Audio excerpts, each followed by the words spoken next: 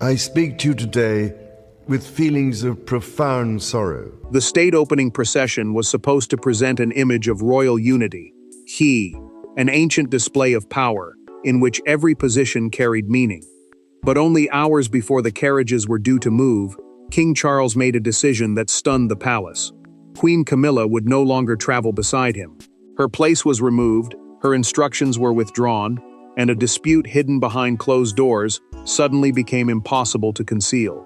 Before we go deeper into what this really means for the royal family, make sure to subscribe so you don't miss a single update. Charles knew the order would cut deeper than any public statement. The state opening procession, the formal journey carrying the sovereign to Parliament before the king's speech, was never simple transportation. It displayed rank, duty, and unity before the nation.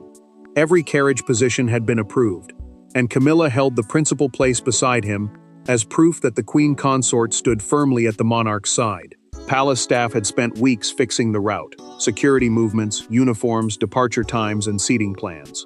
Then the king entered his private study, opened the final briefing, and placed it beneath his hand. His equerry waited. Charles did not raise his voice. He said, "Her name comes off the procession order." The sentence was calm. The consequence was not. His palm remained pressed against the page after the instruction had been understood. That Camilla received the news while preparing for the ceremony. She had pulled on one glove when her private secretary entered with the amended instructions. The queen did not move. She slowly removed the glove, placed it beside the other, and asked one question. Had the command come directly from her husband? When the answer came, she looked at the unused pair and said nothing. This was no illness, delay, or harmless schedule change. Charles had personally removed Camilla after a private palace dispute over ceremonial authority exploded beyond control. Her household had attempted to impose an order without his final approval, and the monarch answered by separating personal loyalty from royal command. A replacement procession sheet appeared minutes later. Camilla's name was absent from the principal carriage. Courtiers understood immediately that the king had allowed a marital fracture to reshape a national ceremony. William studied the revised document twice. The prince saw more than an empty place beside his father. He saw a conflict that could divide husband, wife, and heir before the world, forever exposed. But before anyone could understand why Charles had taken such a severe step, they had to confront what the decision threatened to destroy between the king, his wife, and the heir standing between them. Behind the altered procession order stood three people carrying three very different fears. Charles feared losing control of the institution he had waited a lifetime to lead. Camilla feared being publicly reduced after years spent securing her place beside him. William feared that a private battle was beginning to damage the crown itself. The dispute was no longer confined to a marriage. It had reached the line of succession, and every person involved knew it. Charles understood why the state opening mattered more than an ordinary royal engagement. The ceremony was one of the sovereign's defining constitutional duties, meaning it publicly joined the monarch to Parliament and the authority of the state. Any disorder surrounding it would suggest that private pressure inside his household could disturb the king's official command. He could survive criticism. He could not allow uncertainty to surround the crown. Camilla carried a different wound. Her place beside the monarch had taken decades to secure, through public anger, private endurance, and the slow acceptance of a country that had once refused to see her as part of the future. The principal carriage was not merely a seat. To the queen consort, it was proof that she belonged beside Charles. Losing it felt like losing the legitimacy she believed she had finally earned. William entered his father's private room before the revised order became public. The prince spoke carefully, because every word threatened someone he loved. He warned that protecting the monarchy might now require humiliating the woman who had stood beside Charles through the hardest years of his life. The future king did not celebrate that possibility. He feared what it would do to his father. Charles turned the signet ring on his finger while listening. William noticed the repeated movement and asked whether the decision could still be reversed. The king stopped turning the ring. His expression tightened. "Not after what was said," he replied. Camilla sat alone after her dresser left. The ceremonial coat prepared for the procession remained unused beside her. She stared at it with anger that slowly hardened into betrayal. Charles had removed her without returning for one final conversation, and she believed palace officials had finally succeeded in pushing her back into the shadows. The monarch believed he was defending constitutional order. Camilla believed she was being punished for challenging advisors who had limited her influence. William suspected both were withholding the most painful part. He had warned Charles weeks earlier that friction between the Queen's private office and the sovereign's constitutional team was becoming dangerous. His father refused to intervene, fearing that official action would turn household tension into a marital conflict. Now it already had. The procession order carried the punishment, but the true explosion had begun 2 nights earlier, when one disputed instruction crossed the king's desk, and Camilla refused to withdraw it. For months, the tension had hidden itself inside revised schedules, competing instructions, and conversations that ended too quickly. Then came the order that changed everything. 2 nights before the state opening, Camilla summoned senior household staff and attempted to alter the ceremonial procession without the king's authorization. When Charles discovered what she had done, the disagreement became personal. One sentence was spoken, one folder was closed, and the marriage entered dangerous territory. Camilla had grown tired of being consulted only after the important decisions were already made. Her advisors believed the queen consort was being treated as an accessory to the monarchy, rather than a central figure within it. Every restriction deepened that feeling. Each delayed approval seemed to confirm that palace officials respected her position in public, while quietly limiting her power behind closed doors. The authority problem could not be ignored. Constitutional ceremonies, formal events through which the sovereign carries out duties connected to the state, remained under Charles's control, and every change required his approval. Yet, Camilla's household continued pressing for greater influence over guest placement, carriage order, and the presence of her personal aides. What began as frustration slowly became a contest over who could command the machinery surrounding the crown. The point of no return came during a private planning meeting in the Clarence House Library. Camilla instructed the Lord Chamberlain's office, the department responsible for organizing major royal ceremonies, to move William and Catherine into the second carriage. She then ordered 2 members of her own household added to the principal procession group. A senior courtier refused. He explained that no alteration could be made without the king's signature. Camilla closed the planning folder, pushed it across the table, and told him Charles would approve the change once he understood that she would no longer be treated as ceremonial decoration. The official left knowing the dispute had crossed into forbidden territory. Charles discovered the amended sheet later that evening among his red boxes, the official cases carrying documents requiring the monarch's attention. He read William's reassigned position twice. Then he summoned Camilla without aids. The argument turned brutal. She accused the king of allowing his son to behave as though the next reign had already begun. Charles heard more than resentment. He heard a challenge to the succession itself. He ordered her to withdraw the instruction immediately. Camilla refused, demanding that he decide whether she was truly his partner or merely someone allowed to stand beside him. Charles removed his spectacles and placed them on the table. "You have mistaken proximity to the crown for possession of its authority." Camilla pushed back her chair and left without answering. By morning, the order remained unchanged. Charles knew a warning was no longer enough. When he called her back for one final conversation, neither husband nor wife entered the room willing to retreat, and the palace dispute finally exploded. There were no advisors in the room, no courtiers to soften the language, and no ceremonial script to protect either of them. Charles stood beside the desk holding the unauthorized procession order. Camilla faced him with years of frustration sharpened into defiance. What began as an argument over carriage positions became a reckoning over loyalty, marriage, and power. By the time the door reopened, her place beside the king had disappeared.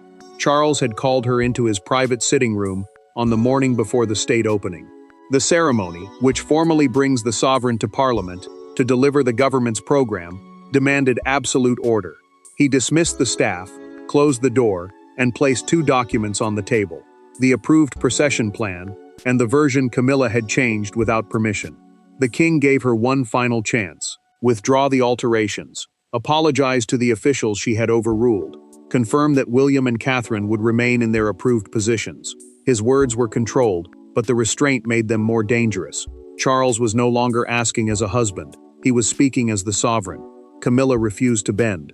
She told him that every decision involving her role passed through people loyal to William, men and women who treated the future king's wishes as more important than hers. The Queen argued that she would not continue being displayed as Charles's partner in public while being denied meaningful influence in private. To her, the procession dispute exposed years of quiet disrespect. Charles defended his son without hesitation. William's place, he said, was not a reward arranged by courtiers. It came from the line of succession, the legal order determining who would inherit the crown. Treating the prince as a rival meant placing personal resentment above the monarchy's future. Camilla lifted the amended document. For one moment, Charles appeared to expect her to tear it apart. Instead, she folded it once and placed it back before him. That gesture ended the argument. The king reached for his pen and drew a hard line through her name on the principal carriage list. "Then you will not ride beside me." Camilla froze. Neither spoke. Charles placed the pen down, and the silence became heavier than everything they had said. She finally accused William of forcing him to choose between his wife and his heir. The monarch answered that no one had forced the decision. Her refusal to respect royal authority had created it. Charles insisted the punishment applied to the ceremony, not their marriage. Camilla heard no comfort in that distinction. The country would see her absence, and private pain would become public humiliation. The argument ended when the ink crossed Camilla's name. But the true test began when that altered document reached the people responsible for turning the king's anger into ceremonial reality. A royal command becomes real only when others agree to carry it out. Within minutes, Charles's handwritten alteration moved through offices where silence was usually mistaken for calm. The Lord Chamberlain read it. The private secretaries examined it. William was informed. Every person understood the risk. Enforcing the order would expose a fracture at the heart of the monarchy, but resisting it would mean challenging the sovereign on the eve of Parliament's most important ceremony. Charles held final authority over the royal procession, yet his decision could not remain a line of ink on a page. The Lord Chamberlain's office, the royal department responsible for organizing major state ceremonies, had to coordinate with security officials, transport staff, household secretaries, and Parliament's planners. Every part depended on the others. One altered name could change vehicles, timings, entrances, protection routes, and the order in which the royal party appeared. The timing made the pressure brutal. Revised briefing cards had to be printed. Seating diagrams needed correction. Departure instructions, escort movements, and security positions had to be changed before the carriages moved. No official could pause long enough to question the emotional cost. The machinery of monarchy had already begun obeying. The Lord Chamberlain received the marked procession sheet and stared at Camilla's crossed-out name. He asked Charles's private secretary whether the order had been issued in anger. The secretary did not soften the answer. "It has been issued in full authority," he said. The senior official lowered the document and understood that hesitation would now become defiance. Charles faced one final warning. An advisor told him the Queen's absence would dominate every broadcast and overshadow the King's speech. The monarch folded his hands. He said the crown could not demand discipline from the country, Parliament, or its own servants while ignoring defiance inside the royal household. William received the revised instructions without satisfaction. The prince was told that his position might become more prominent, but he understood the danger immediately. Every step forward for him would look like a step taken away from Camilla. He asked whether his father was certain. The answer did not change. One advisor proposed describing the Queen's absence as illness. Charles rejected it. A false explanation would turn a constitutional correction into public deception. The king signed a separate directive excluding Camilla from both processions, while allowing her to attend Parliament through a private arrival plan. He pushed it toward his secretary, then held it for one final second. No further alterations. The palace obeyed. Now Camilla had to choose whether to attend under diminished terms or withdraw, and let her absence speak louder than any statement. By nightfall, the palace had accepted Charles's authority. By morning, everyone was waiting to discover whether Camilla would accept the humiliation. The morning of the state opening arrived with every ceremonial detail in place, except the woman who had expected to sit beside the king. Camilla's coat was prepared, her gloves were arranged, the carriage route remained unchanged. Yet her name was gone from the departure card. As distant crowds waited for a display of royal unity, she stood inside the palace confronting a harsher reality. The procession would move, the cameras would turn, and Charles would leave without her. Staff carried out the revised order with careful silence. The principal carriage was prepared for Charles alone, while William's ceremonial role was adjusted to show continuity and stability. The prince understood what that meant. His greater prominence would reassure the public, but it would also make Camilla's absence impossible to dismiss as a simple change of plan. The queen received one final option.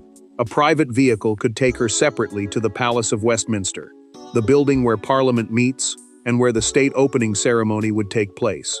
She could avoid the royal procession, yet still preserve her formal place inside the ceremony. It was a compromise, but to Camilla, it felt like a public reduction disguised as courtesy. Her private secretary handed her the final movement card. Camilla searched the page and found the space that once carried her name. No other royal had replaced her. The place had simply vanished. The message was brutal in its simplicity. Charles had not reassigned her position. He had removed it. "I will not attend," she said. Her secretary waited before answering. Complete withdrawal, he warned, would turn a private dispute into an open constitutional spectacle. It could appear that she was defying the king rather than enduring his decision. Camilla looked toward the ceremonial coat and understood the trap. Pride told her to stay behind. Duty demanded that she appear. Charles prepared to leave with the speech papers resting on his lap. He read the first paragraph, stopped, and glanced toward the vacant space beside him. The king had defended his authority, but victory brought no relief. William watched his father before departure and saw the cost clearly. The monarch had protected the crown by making his own loneliness visible. Camilla stood at an upper window as the principal carriage moved away. She held the curtain edge but did not wave. When the escort faded into the distance, she released the fabric and turned without speaking. Then she made her decision. She would attend separately. She would not surrender the ceremony, but neither would she pretend the wound did not exist. The procession exposed the fracture to the world, but the turning point would come later, away from carriages and courtiers, when William and Camilla finally faced each other alone. After the speeches, uniforms, and ceremonial music had ended, William asked Camilla for a conversation with no secretaries present and no palace language between them.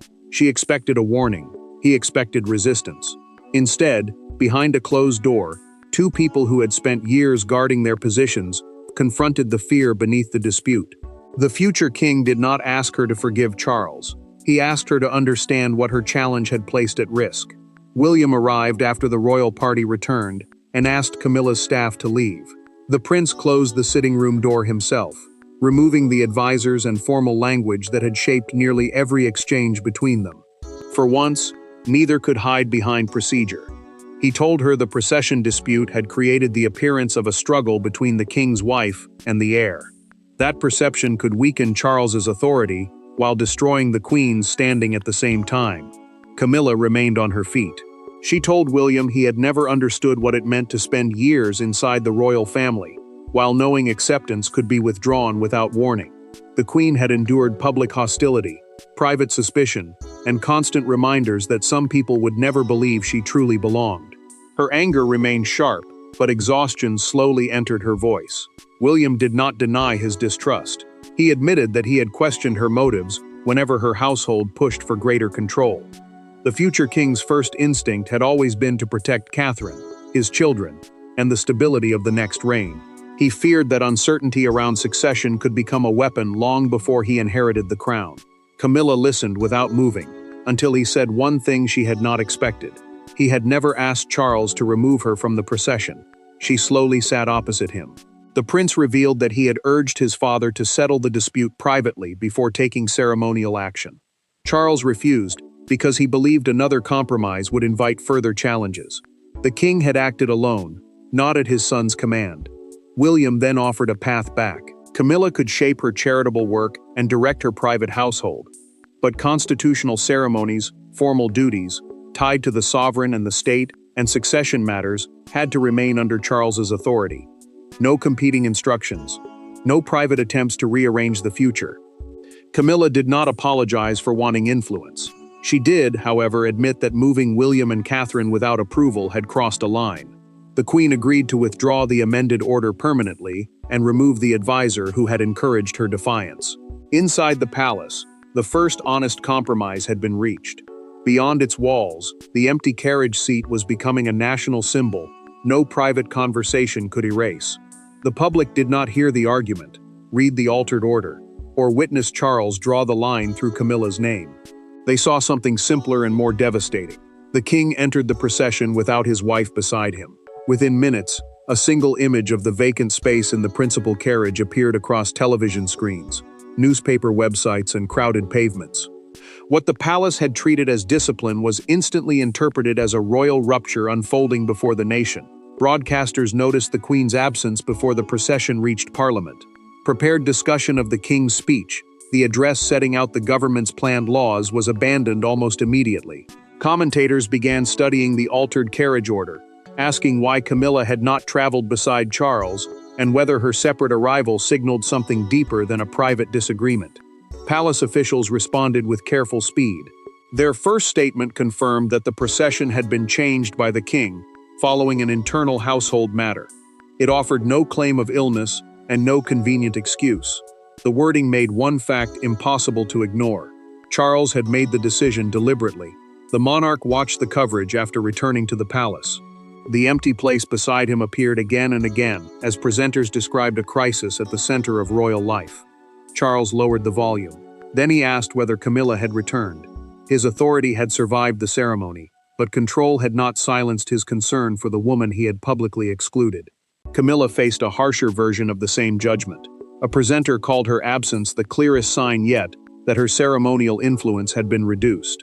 The Queen reached for the remote and switched off the television before the sentence was finished. To the country, she had vanished from one procession. To her, the coverage made it feel as though decades of acceptance were being erased in a single morning. The following day, one newspaper captured the crisis with brutal simplicity. Its front page showed the vacant carriage space beneath the headline, "The King Rides Alone."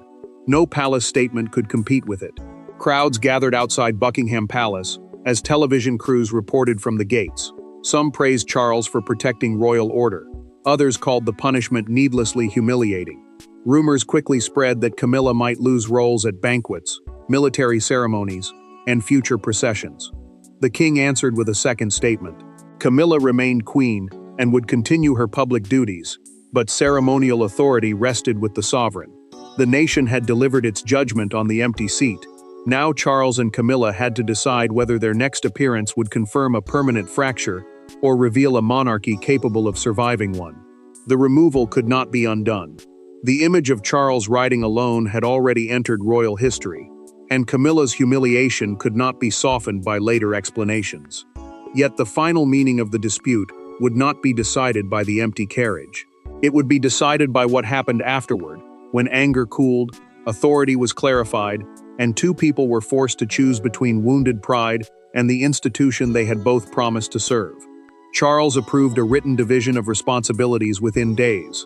The agreement allowed Camilla to retain control over her charitable work and personal household, while constitutional ceremonies, succession matters, and principal procession orders remained under the sovereign's authority.